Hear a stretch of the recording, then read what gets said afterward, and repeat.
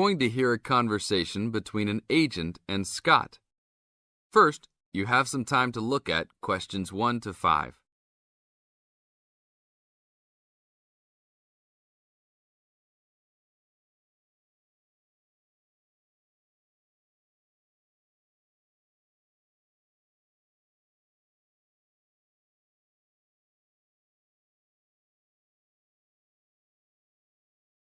Now listen to the tape and answer the questions. Howdy, what can I do for you? I'm here to ship some things back to China. Okay, we can do that. Shipping things back, eh? Have you lived there before? Yeah, I lived there for 3 years and came back 2 years ago.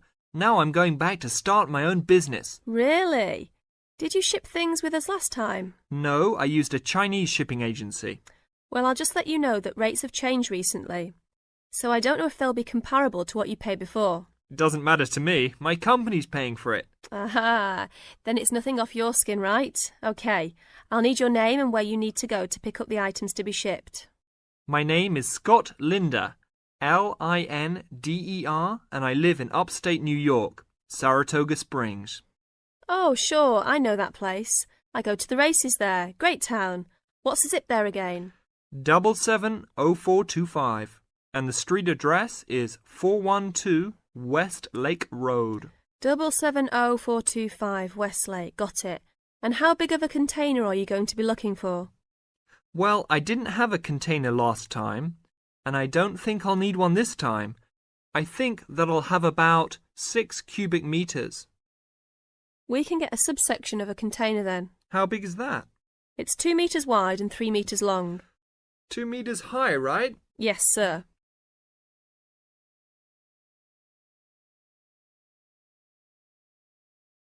Now look at questions 6 to 10.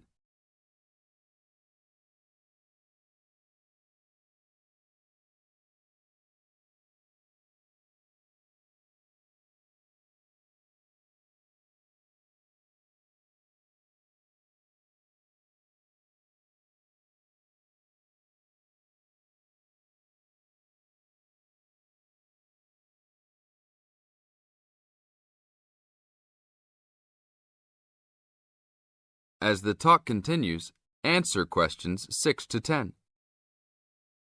And for customs, I need to know what sort of items will you be shipping? Mostly furniture. But we'll also have quite a few boxes of books too. Any clothing? Nope, but we'll have some bicycles and wood that we use for a loft bed. Be careful with those bicycles. I hear bicycle theft is a big problem in China. Not if you know how to secure your bikes and where to store them. Well, good luck. How valuable do you want me to list the entire shipment as being? Let's say about $3,500. Great. Now you'll also have to go over to the customs department to check with them about shipping the wood over to China. I know there are concerns about termites, bugs, etc. No problem. It's the same wood I brought over from China last time. Then you should be okay. It's just a formality. And last of all, where would you like the shipment to be delivered? Well, I will live in Beijing, but let's ship it to Tianjin. My company will pick it up there. That's all right then. Have a nice trip. Thanks for your help.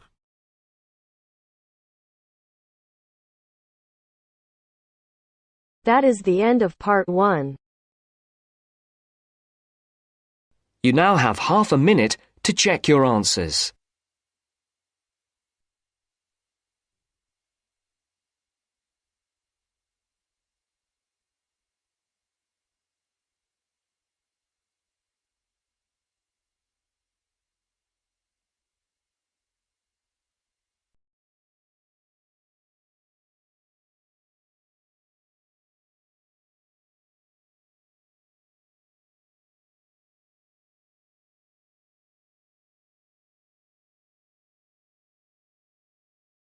Now turns to part 2.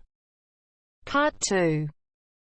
You will hear a student union officer explaining about the union's functions and services to a group of new university students.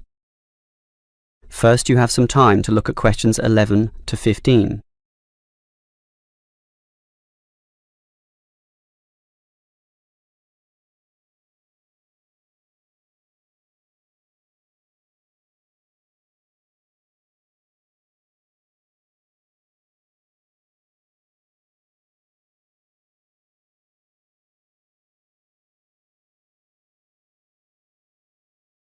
Now listen carefully and answer questions 11 to 15. Hello everyone. Now, here you all are, new university students. And the first question you probably have is, what is a student union? Another question is, do I have to join? Well, regarding this second question, let me say that membership used to be compulsory in the past, but that did cause some controversy, particularly from students who wanted to remain free and unaffiliated, and this university responded. So, joining up is no longer compulsory. It's totally up to you, although I'll admit there is a fairly strong obligation to join, since all students benefit from the large variety of services that we offer. We do understand, however, that many might be unwilling to join because of a supposed political slant to the union. Traditionally, student unions have been seen as being dominated by the left, and I suppose that's still true to a large extent. Here, however, at this university, our union discourages such one-sided viewpoints, and students across the whole political spectrum are welcome. Thus, if you feel that you are a conservative type, in other words, leaning to the right, you are particularly urged to join to provide a more balanced representation. Now, let me move back to the first question. What are we? We are a formal organisation, but totally independent of the educational body. We make our own rules, rent our own premises, and organise ourselves as we wish, and our mission is basically to help you. For example, do you remember how you all arrived in late February to have an orientation week? That gave you an invaluable induction into life here, right? Well, the student union organised all the festivities at the end of that. The barbecues, partying and drinking, and even the musical entertainment as well. We'll do that again on occasions, and as always, those events take place on the football ground. Now, do you have any questions before I move on? Before you hear the rest of the talk, you have some time to look at questions 16 to 20.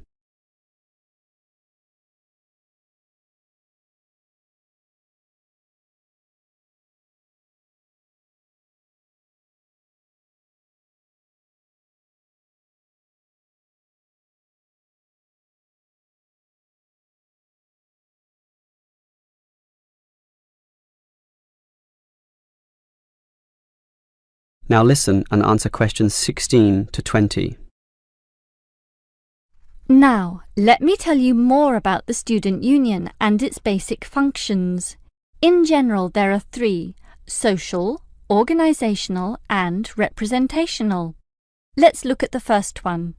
Basically, the union provides many social outlets for you to relax and have a better life at university. If you go to our union office, you'll find a list of the many clubs and societies we have, where you can make many friends with people who share a common interest. So, after class, sit with them in the cafeteria and discuss whatever takes your fancy. We also maintain sporting facilities and even our own gym, allowing you to relieve some of that pressure and worry after a particularly hard session in the classroom. And we have some small shops and other places where you can buy clothes and sporting gear, in other words, some retail outlets. And if you flash your student union card, you'll get up to 20% discount at the bookshop. But unfortunately, there are no discounts at the union cafeteria. Sorry, no cheap cappuccinos. Finally, there's a student union newspaper, and you're welcome to contribute or put in advertisements if you're buying and selling goods or textbooks. You can also place notices of a more personal nature on the notice board of the union office itself. All right, let's move on to our more serious functions, which are helping you get through life here, as well as representing you in times of trouble.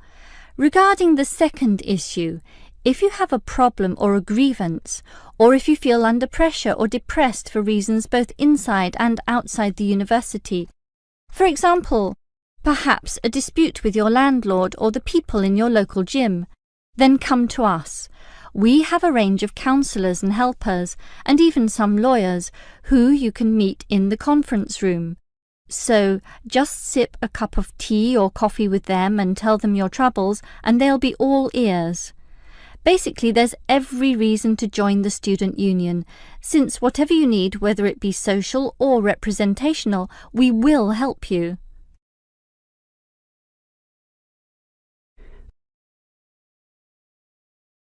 That is the end of part 2.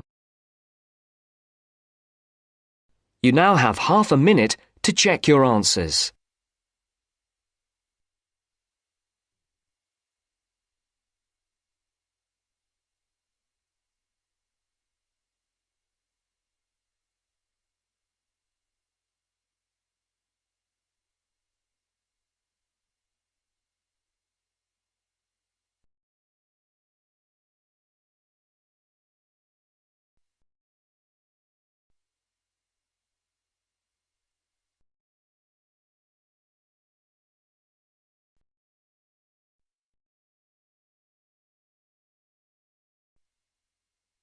Now turns to part 3. Part 3. You will hear a conversation between Helen and her tutor. First, you have some time to look at questions 21 to 25.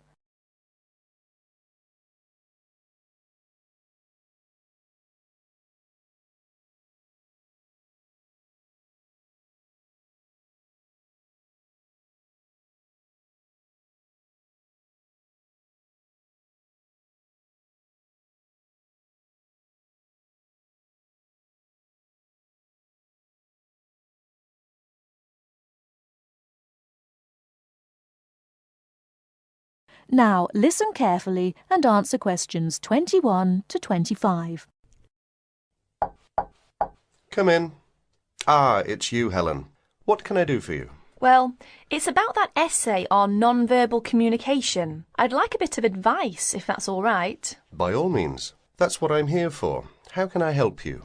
It's about that survey you asked us to carry out about body language. Oh, yes. I asked you to investigate what sort of touching is permissible between friends of the same sex and friends of the opposite sex. That's it. And then you wanted us to go on to compare the answers we obtained from people from our own culture with the answers of people from other cultures. Well, that shouldn't be too difficult. There are students here from dozens of cultures, including Asia and the Middle East. Go and ask them. That's the problem. I'm not sure how to word the questions. Before you hear the rest of the talk, you have some time to look at questions 26 to 30.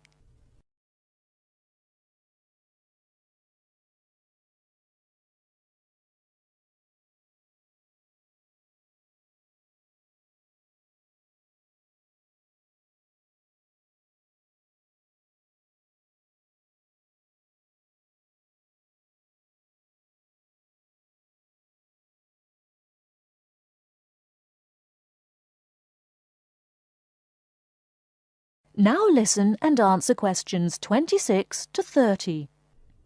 Go and ask them. That's the problem. I'm not sure how to word the questions. I think I've got far too many. People don't want to be bothered answering them all. Is that the list of questions you have with you? Let's have a look. I see. Your basic idea is fine. You've got a checklist of the parts of the body we mostly use to touch people with, and a checklist of the parts of other people's bodies that we usually touch. But you don't have to go right through the list asking a separate question about each item. You can make your questionnaire much shorter if you ask open questions.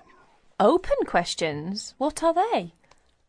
Sometimes we call them WH questions. What, when, where. Those are examples. Oh, I see. Yes, we learned about them in grammar. I hadn't realised how useful they'd turn out to be. I could just ask one open question about each subject and tick the answers I receive. That's right. Now, let's have a look at the list of parts of the body you're going to ask about. I see. You've got the head, arm and hand, and, oh, it's over the page, the back, leg and foot. What about the shoulder and the thigh? They're important areas, and there are some others you should include too. Oh, yes, of course. I was in a rush and forgot those. What about asking people how they feel about being touched? Surely it's hard for people to put that sort of feeling into words. Yes, you're right. That's why it's essential to work out a rating scale for each response. Can you tell me a bit about how to use rating scales? Well, there's no way to measure how strongly a person feels about something, of course. All we can go on is what they report about their feelings. So what we do is offering them choices of ways to express how they feel. Very strongly, strongly, or not at all. That would be an example of a rating scale. In this case, as your survey is only a small trial sample, I suggest you use that 3-point rating scale I've just described. Very strongly, strongly, or not at all. That'll be enough to enable you to draw some broad conclusions. You may go on to refine your survey later if you decide to specialize in the study of non-verbal aspects of behavior. Thank you. I'm much clearer now. Could I ask you one last question? I'm afraid I've got a brain like a sieve, but I just can't remember the technical term you told us for the study of touch. It sounded like happy, but of course it isn't. Oh, you mean haptics. Haptics.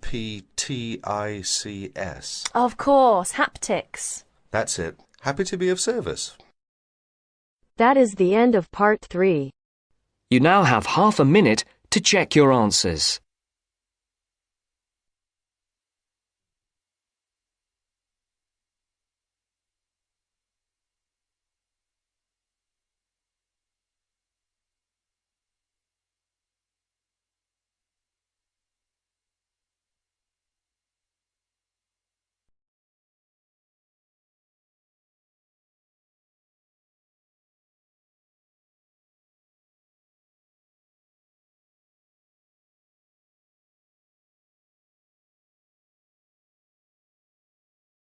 Now turns to part 4. Part 4. You are going to hear a talk on 2 famous American presidents. As you listen, fill the missing information in the notes below. First, you have some time to look at questions 31 to 40.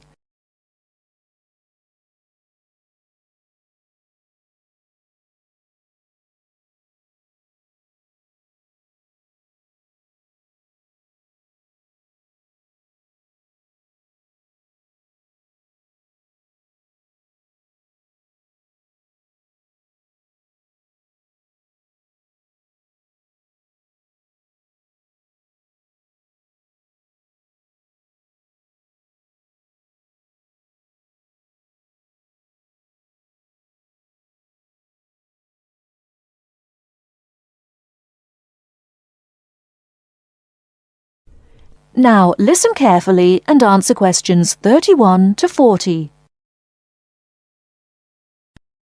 John F. Kennedy and Abraham Lincoln lived in different times and had very different family and educational backgrounds.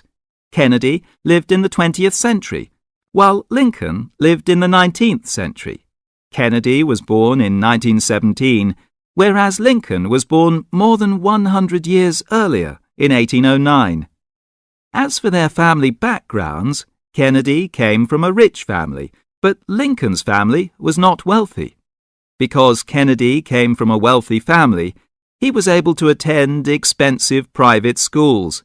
He graduated from Harvard University. Lincoln, on the other hand, had only 1 year of formal schooling. In spite of his lack of normal schooling, he became a well-known lawyer. He taught himself law by reading law books. Lincoln was, in other words, a self-educated man. In spite of these differences in Kennedy and Lincoln's backgrounds, some interesting similarities between the 2 men are evident. In fact, many books have been written about the strange coincidences in the lives of these 2 men. For example, take their political careers. Lincoln began his political career as a U.S. congressman. Similarly, Kennedy also began his political career as a congressman. Lincoln was elected to the U.S. House of Representatives in 1847. Kennedy was elected to the House in 1947. They went to the Congress just 100 years apart. Another interesting coincidence is that each man was elected President of the United States in a year ending with the number 60. Lincoln was elected President in 1860, and Kennedy was elected in 1960. Furthermore, both men were president during years of civil unrest in the country. Lincoln was president during the American Civil War. During Kennedy's term of office, civil unrest took the form of civil rights demonstrations. Another striking similarity between the two men was that, as you probably know, neither lived to complete his term in office. Lincoln and Kennedy were both assassinated while in office. Kennedy was assassinated in Dallas, Texas, after only 1,000 days in office. Lincoln was assassinated in 1865, a few days after the end of the American Civil War. It's rather curious to note that both presidents were shot while they were sitting next to their wives. These are only a few examples of the uncanny and unusual similarities between the destinies of these two American men, who had a tremendous impact on the social and political life of the United States and the imagination of the American people. That is the end of part 4. You now have half a minute to check your answers.